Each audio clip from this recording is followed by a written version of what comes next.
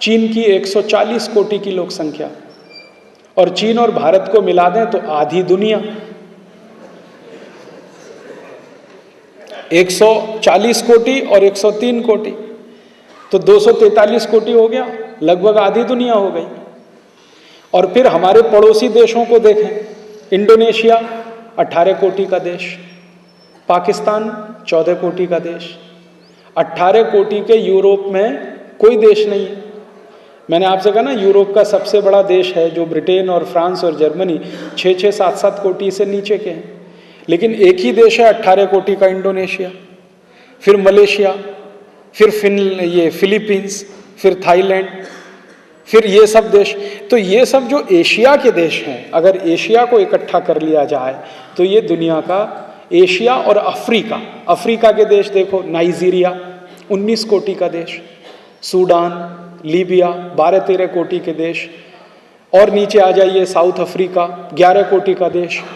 तो ये अफ्रीका और एशिया के देशों को अगर इकट्ठा कर दिया जाए तो 3/4 दुनिया तो यही है। और यही 3/4 दुनिया के बाजारों में यूरोप और अमेरिका का माल ज़्यादा से ज़्यादा बिकना चाहिए।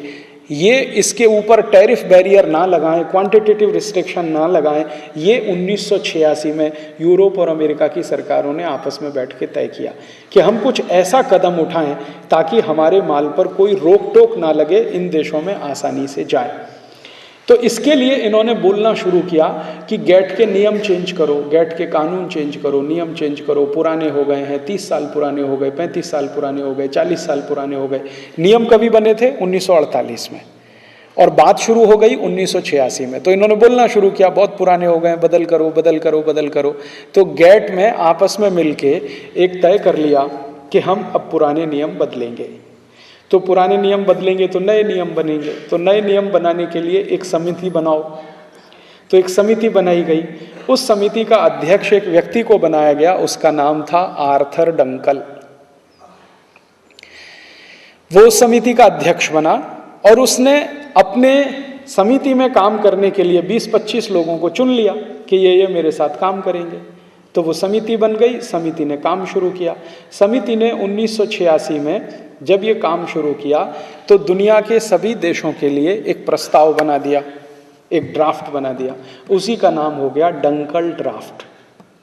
बाद में उसका नाम हो गया गैट एग्रीमेंट, और 1 जनवरी 2005 से उसका नाम हो जाएगा WTO एग्रीमेंट। जब ये लागू होगा तो अब इसका नाम होगा WTO एग्रीमेंट। ये 3 पड़ाव इसके थे। पहले ये था गैट करार, उसके पहले था डंकल प्रस्ताव, अब हो जाएगा WTO एग्रीमेंट। तो ये जो प्रस्ताव बना आर्थर डंकल के द्वारा, इसमें बाद में कुछ और भी जोड़ हुआ, कुछ घटाव हुआ, तो प्लस माइनस होता रहा। अभी ये फुल फ्लेज होके आ गया है और वही मेरे हाथ में है जो मैं आपसे बात करने जा रहा हूँ। ये जो इन्होंने बना दिया है प्रस्ताव, यूरोप और अमेरिकी देशों के सरकारों के कहने पर आर्थर डंकल और उसके सहयोगियों ने जो प्रस्ताव बना दिया है, इसमें लगभग 2000 शर्तें हैं। और इसकी शर्तें बड़ी विचित्र विचित्र हैं, आप सुनकर आश्चर्य करेंगे। इस प्रस्ताव पर हस्ताक्षर भारत सरकार ने किया 15 दिसंबर 1994 को। भारत के बाद इस पर हस्ताक्षर किया अमेरिका ने। हाँ, एक बात जो किसी के ध्यान में नहीं है, गैट करार पर, डंकल प्रस्ताव पर, WTO एग्रीमेंट पर भारत सरकार ने पहले हस्ताक्षर किया है, अमेरिका ने उसके बाद किया है। और अमेरिका के बाद यूरोप के देशों ने किया है। सबसे बाद में इस पर हस्ताक्षर करने वाला सबसे बड़ा देश है चीन। चीन ने अभी मुश्किल से 2 साल पहले इस पर हस्ताक्षर किया है।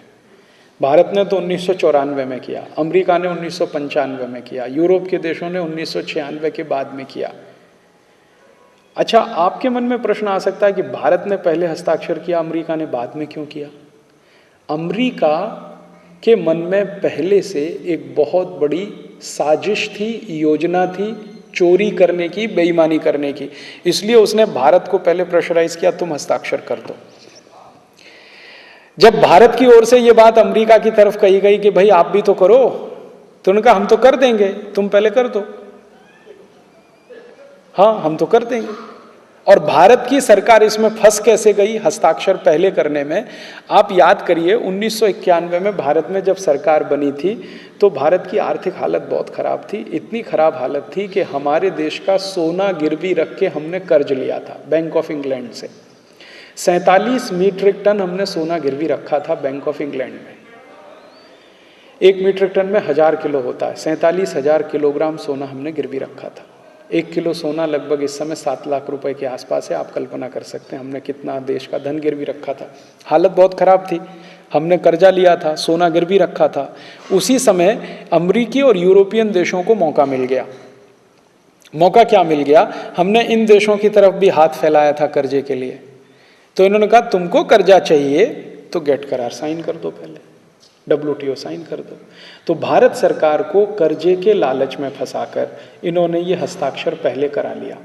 अच्छा, मजे की बात क्या हुई, एक और इंटरेस्टिंग बात जो शायद आप नहीं जानते, जैसे ही भारत ने हस्ताक्षर किया दुनिया के 77 देशों ने अगले ही दिन हस्ताक्षर कर दिया। हाँ, 77 देशों ने अगले ही दिन कर दिया। भारत ने 15 दिसंबर को किया 1994, 16 दिसंबर 1994 को दुनिया के 77 देशों ने हस्ताक्षर किया। ये देश कौन थे, Indonesia, Malaysia, Philippine, Sri Lanka, Bangladesh, Pakistan, Nigeria, Kenya, Somalia, Ethiopia, south Africa, ये सब देशों ने किया। जब इन देशों से ये पूछा गया कि तुमने हस्ताक्षर क्यों किया, तो उन्होंने कहा जी भारत ने किया तो हमने कर दिया। हाँ, बिल्कुल स्पष्ट उनका यही कहना था, जी भारत ने किया तो हमने कर दिया। तो भारत ने क्या किया और तुमने क्यों किया, तो वो कहते थे जी भारत सरकार ने किया है तो कुछ सोच समझ के ही किया होगा, हमको इसमें सोचने की भी फुर्सत नहीं है, जरूरत भी नहीं है। अच्छा, इन सब देशों ने ये जो कहा इसमें उनका कोई दोष नहीं है। कारण क्या है कि ये जो 77 देश थे ना, इनका लीडर था भारत। हाँ, ये देशों को दुनिया में कहा जाता है G77। तो ये जो G77 थे, इनका था लीडर भारत। 94 में भारत G77 का अध्यक्ष था, प्रेसिडेंट था।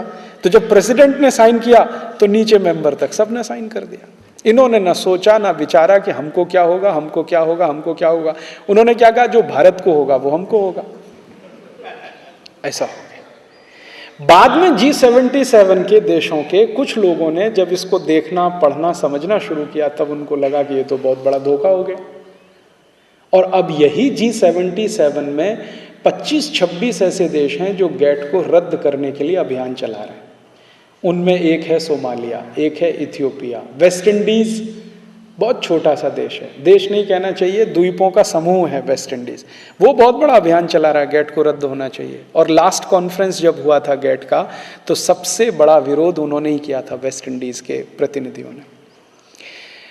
अब वो कह रहे हैं कि भाई धोखा हो गया, हमने देखा नहीं, हमने सोचा नहीं, समझा नहीं, हम तो भारत के ऊपर निर्भर थे, भारत की सरकार ने भी ना देखा ना सोचा ना समझा, साइन कर दिया। भारत की सरकार का प्रॉब्लम क्या था, beggars have no choice, sign करो।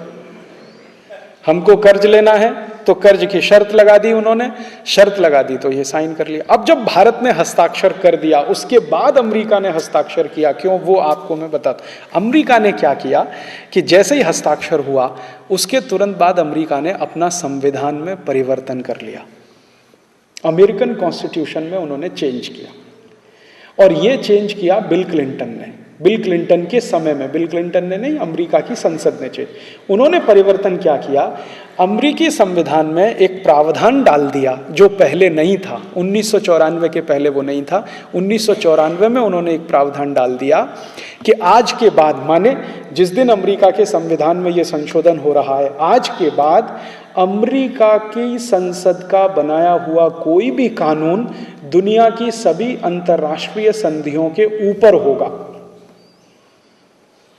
इसको अंग्रेजी में उन्होंने कहा, always American law will prevail, always American constitution will prevail, always American parliament will be the supreme. अर्थात अमेरिकी संसद अगर कोई कानून बनाती है और गेट करार से वो मेल नहीं खाता है, गेट करार और अमेरिकी संसद के कानून में झगड़ा होता है, तो गेट करार का कानून बदल होगा, अमेरिकी कानून बदल नहीं होगा, ये इसका मतलब है। ये उन्होंने परिवर्तन किया।